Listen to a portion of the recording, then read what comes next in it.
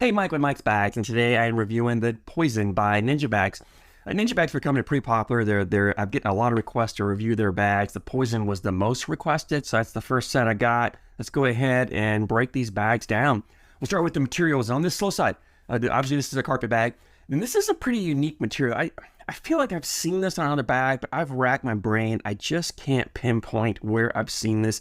The best way to describe this material, as far as the looks of it, it looks like, if you're familiar with the Combats, the OG2s, the Reynolds Aftermath, but the Titan Prowlers, and that carpet material they have there, if you take this material, kind of zoom in and amplify it and make it a little bigger looking, that's what you get on the looks wise, right? It's got kind of those, for lack of a better term, those bumps that you get on this carpet, but they're bigger, they're spaced out a little more. So that's kind of the looks of it. It does play much faster. Ninja rates this at a 6-speed on their website. I probably would call it closer to a 5. It may between a 5 and 5.5. So I'm gonna call it a 5-speed on the slow side. It's a wonderful material as far as the playability. I like the way it moves. I like the versatility you have. I like the control you have on it. So looking about a 5-speed on the slow side. Fast side, this is that game changer, surefire fast side. It's a 8.5 speed material. You know, fast, push its anything, slots of any poor conditions. Looking about a 5, 8, 8.5 on the speeds. These are ACL stamped for 2023. These are the Pro Stamp bags, so if you play ACL events, you know that. Template-wise, this is pretty much a medium template, right? It's kind of that sweet spot right in the middle template that you typically see on a lot of bags. Now, especially ACL stamp bags, a lot of companies are going just to that pretty much right down the middle without going too small, too big, so they don't fall out of specs. But it's a medium template bag. It's got a medium amount of fill in it, so you've got some flop in there, but it's not crazy floppy whatsoever. You know, and there's enough fill that you can get a really good hand feel on it. And the fill is, if it's not 100% flat fill, it's mostly flat fill. I kind of feel through, and I don't open the bags. I don't know if there are some mixed beads in there. There are very few. It is mostly the flat fill, so it gives you a very fluid hand feel. It feels great in the hand. Also lands really softly and runs pretty straight at the board, so you don't get a lot of kick. You've got this faster carpet material, and you've got that flat fill. You're not getting a lot of bounce. You're not getting a lot of movement. It's going to hit, kind of land, and run pretty straight up. So if you don't throw a flat back, it's not going to punish you as much as a traditional carpet bag would.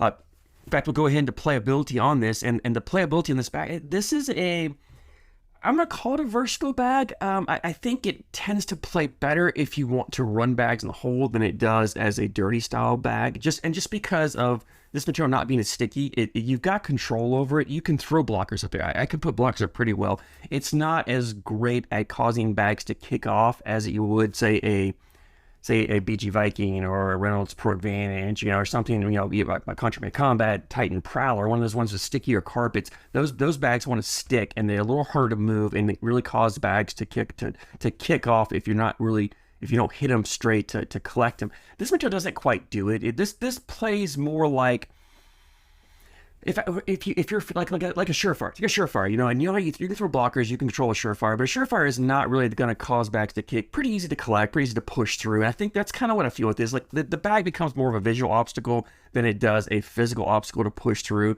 But it's also a full enough, big enough bag. You can get aggressive and put the bag on your opponent's side. The fullness of it makes it very easy to collect. So if I've got a bag up there and I want to get a little further over across that center line and really block my opponent's lane, I can come down with my last bag right down the middle, clip a corner, and just take both in. Because they're full enough, they're not going to accordion up, so they're very, very collectible, which makes them fun to throw blockers. I can get a little more aggressive. I can put blockers where I want on the board. And like I said, you can control this pretty well. And because it's not that sticky, it is easy to collect. It's easy to push. So, you may not cause your opponent to bags to kick off, but it also doesn't cause your bags to kick off as much. So if you're a little off on your collect bag, you're not going to hit and bounce off like you would stick your material. So you can definitely put blockers up there. You can play a dirty style game, and you can shape shots with this to a point. It's not like if I wanted to really play a dirty style game and I wanted to throw cuts and rolls and flops, this is probably not the bag I'm choosing. Not saying you can't do that. I mean, average to above average roll bag players can roll this. This is not a bag that's, I would say, easy to roll by any means. It doesn't have that bouncy feel. It doesn't have that natural hop to it, the natural movement to it. It's a softer landing bag. So you have to know how to throw a roll. You have to be able to get that bag backloaded pretty decent to get this bag to roll. It's not a hard bag to roll by any means either, so don't take that the wrong way. Like I said, I think average to above average roll bag players can roll this bag.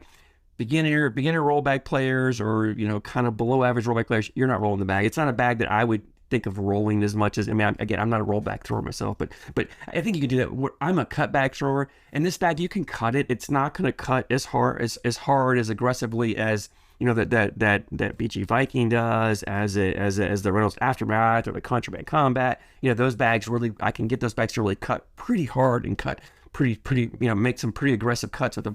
This is a softer weighted bag. It's not, you got to put more of a tilt on to really get it to cut. But like I said before, it's also very forgiving in that it doesn't kick on you. So this bag doesn't penalize you for not throwing a perfectly flat bag, but the trade-off you get is it's a little harder to cut, if that makes sense. So you're kind of going to trade off there, but you can definitely cut it, you can definitely roll it, you can flop it, you can shape shots with it, just not as aggressively as you would with a little bit stickier material or a bag with a bouncier fill in there to it. Where I think this bag shines was running bags in the hole. Like if I was just putting bag after bag in the hole, and I would throw them up there. My plan when I'm throwing when I'm trying to run bags in the hole, my goal is to get the bag to slide up and just drip in the front of the hole. And that way, if I go a little hard, a little more aggressive, it's going to hit the bag and still fall in and not fly off. And if I'm a little short, a little slow with my throw, a little softer with my throw, it'll stop and be a natural blocker right in front of the hole. But I'm not, this is not a bag you can put a level 2, level 3 blocker up there, but I'm probably not doing that with this bag as much as I would, because, again, I'm looking to more run bags in the hole. I think with the flop here, decent flop for a carpet bag, you get a little more forgiveness around the hole, as far as if you're a little off left or right, it will kind of grab that hole and spin around. I found the bags to be pretty collectible around the hole. I'm not going to say that they're not the most hole friendly bags I've thrown, but for a carpet bag, they're fairly hole friendly. Even bags that were kind of hanging on the sides, pretty easy to collect. I don't think I've really had to get really aggressive at trying to come after them. Just throwing bags in and dropping bags and hitting them would bring them in, as long as they weren't my last bag or so. So I found them to be pretty hole friendly for being a carpet bag, for being a 5-speed bag. I found them to be, pretty forgiving around the hole. They were forgiving on the landing as far as not penalizing you with the kick. So it's a wonderful bag. I think if you're a fast bag thrower and you're looking to get to a slower bag, I think this is a good transition bag.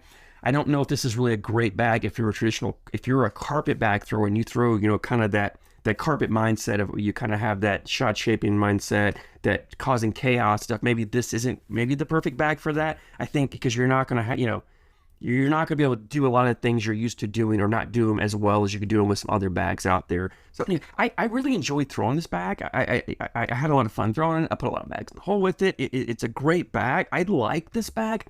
The problem is it's in a tough category, right? That 5, 8, 8.5 speed, the 5 to 6 slow, 8 to 9 fast side. There's a lot of bag. Every bag company has a bag or 2 or 3 in that speed range, and there's some great bags. I mean, there's some of the most popular bags out right now, and it's in a tough category. And I'm trying to think, when would I throw this over a BG Sorcerer or a Swag Bags Chaos, or the B3 Coyote, the X Level Lights Out, the Southwest Hefe.